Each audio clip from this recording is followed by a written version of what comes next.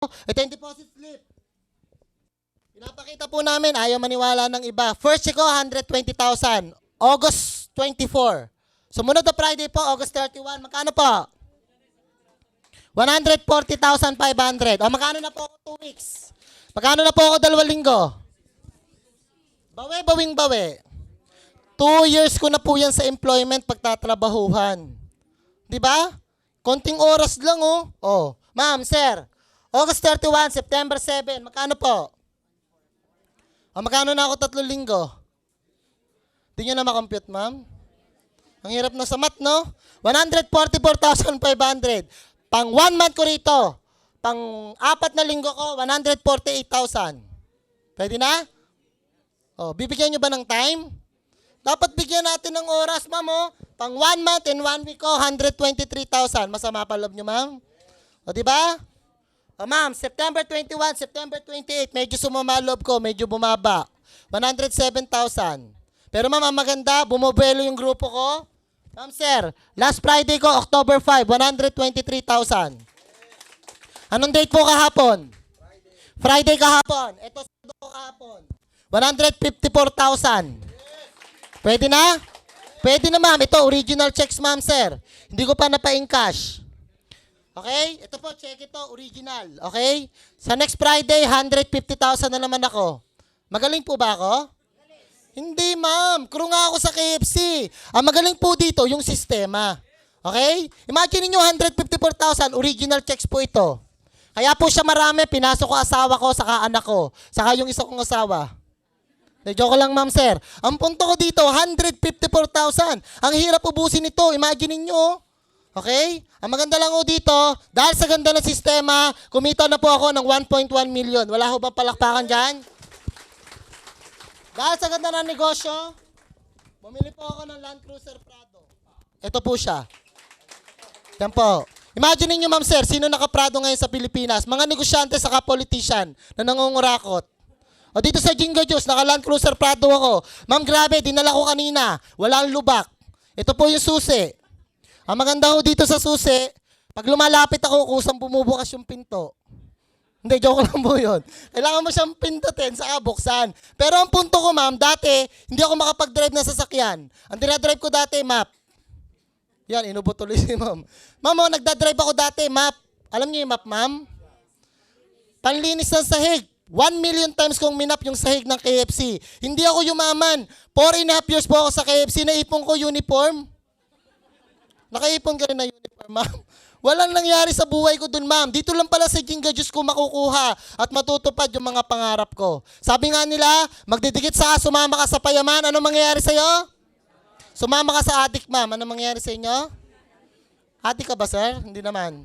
Sumama ka sa negative. Ano mangyayari sa buhay mo? Sumama ka sa payaman, yayaman ka. Ang dami na akong yumayaman sa Jingo Juice. Sumabay na kayo, magde-December. Ang dami kong grupo, maglalabasan at naglabasan na ng sasakyan. Okay? Grabe ho. Pag hindi ka sumabay dito, para ka nagtampo sa bigas. Bakit? Opportunity po itong Jingo Juice. Kapag pinakawalan mo, maiiwanan ka. Yung grupo ko sa Batangas, Honda City, brand new, Honda Civic. Baliw na baliw sa Jingo Juice. Kaya please, kung ikaw ay nakakita nito, nakarinig nito, gawin mo agad. Bakit?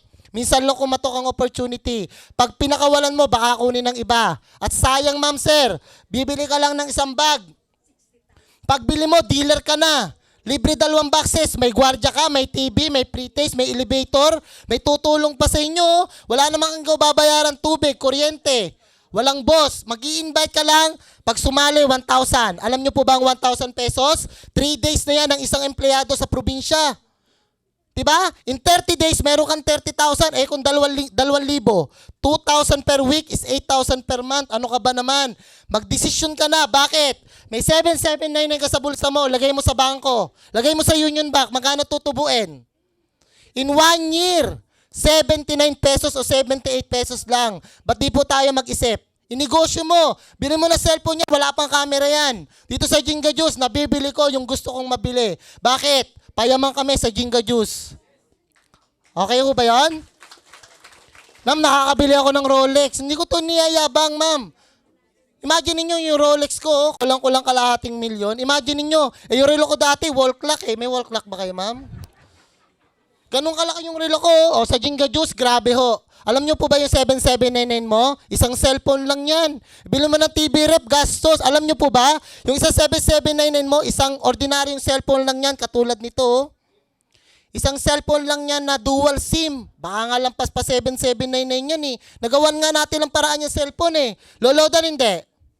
I-charge hindi. Di ba gastos yung mga yan? Pag nasira, ipapagawa hindi.